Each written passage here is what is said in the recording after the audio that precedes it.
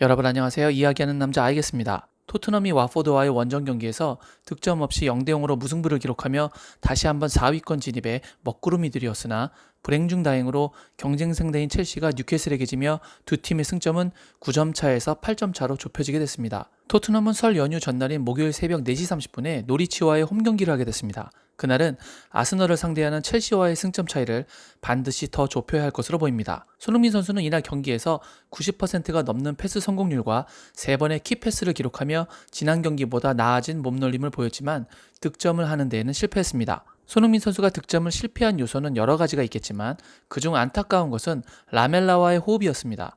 이날 경기에서 유독 라멜라가 손흥민에게 패스를 안 하는 것 같아서 경기 후 라멜라가 손흥민에게 패스한 횟수를 찾아봤습니다. 여러분께서는 라멜라가 손흥민에게 몇 번의 패스를 했을 것 같으신가요?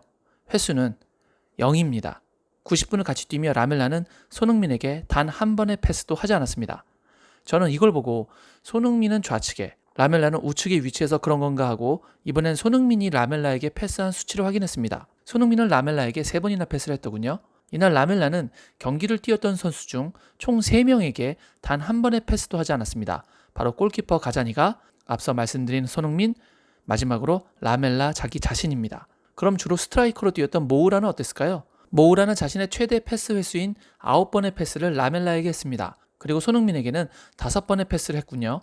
이 수치로만 보면 확실히 공격 시에 최전방 공격진 사이에서는 손흥민에게 패스를 잘 안 한다고 해석할 여지가 있어 보이네요. 지금까지는 이 경기를 보면서 제가 느꼈던 아쉬운 점이었고 이제는 현지 팬들의 아쉬움을 전해드리도록 하겠습니다. 알리는 무슨 공격을 진행하건 공을 뿌려주는 게 너무 느려. 매 순간 와포드가 수비진을 재정비할 시간을 준단 말이야. 모든 공격을 무산시켜버리고 아무도 상대 수비수 뒤편으로 뛰어들어가지 않으면서 와포드 문전 주변에서 똑같은 패스만 돌리다가 결국 공격을 끝내버리지. 그에 대한 답글입니다. 아니면 알리는 오히려 뒤로 가거나 상대에게 볼을 뺏기지. 알리는 너무 편한 상태야. 그의 포지션에서 경쟁이 필요하다고. 하지만 아마 그런 상황이 만들어지면 팀을 떠나려 하겠지? 그러게 같은 생각이야. 한동안 계속 그런 상태였어. 알리는 그 포지션에서 강력한 경쟁자가 있어야 해. 그래야 공을 적게 터치해야 한다는 걸 배울 수 있다고. 알리는 공을 잡으면 왜 원터치, 최소 투터치 안에 전진 패스가 안 나갈까요? 왜 빠른 속공에서 템포를 거의 다 죽여놓는지 모르겠습니다. 전반 모우라에게 찔러주던 패스 같은 장면이 더 자주 나와야 할 것으로 보이네요. 이것 말고도 손흥민 선수의 멋진 크로스를 아쉽게 놓치기도 했던 알리였죠. 소니의 패스는 단 한 치의 오차도 없었어. 이봐, 그건 넣어줬어야지. 손흥민이야말로 경기장에서 유일하게 잘하고 있는 선수야. 손흥민과 모든 와포드 선수들이 그렇지. 알리는 끝났어.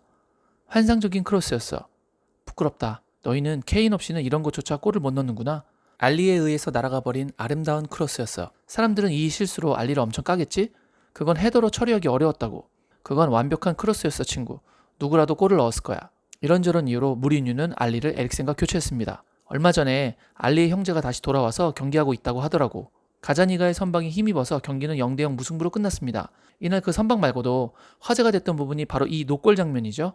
그런데 저는 이 살짝 걸쳐져서 노골이 된 화면이 지금의 토트넘을 보여주는 것 같다는 생각이 들더군요.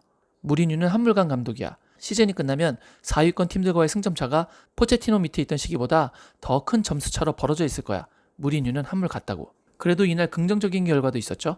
이봐, 무실점 경기는 했잖아. 그러나 무득점 경기이기도 하죠.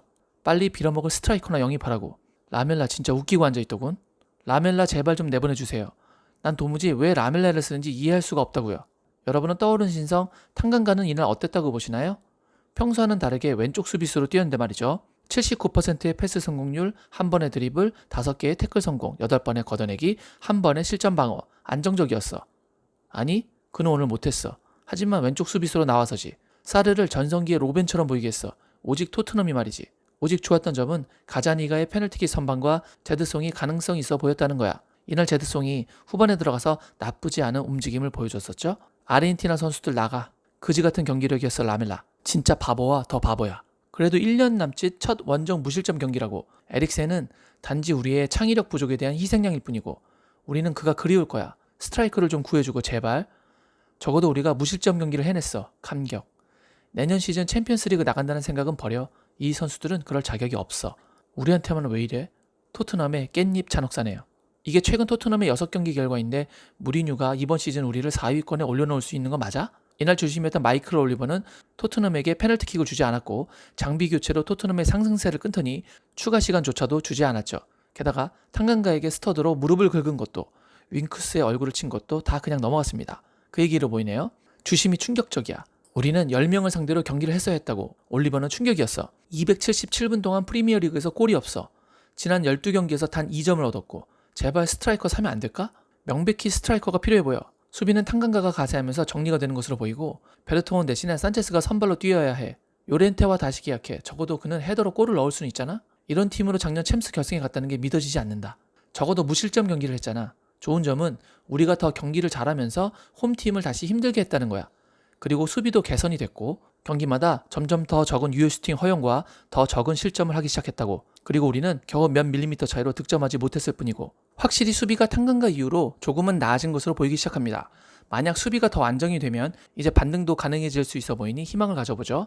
라이프치히는 우리를 산산조각 부셔서 잠재울 거야. 케인은 우리에게 정말 중요한 선수야. 소니는 케인이 나가버리고 난 뒤로 충분한 지원을 받지 못하고 있다고. 패스 안 하는 라멜라보다는 케인은 더 연계 플레이를 잘 했었는데 그립네요. 포체티노는 이 팀으로는 끝났다는 걸 알고 있었던 거야.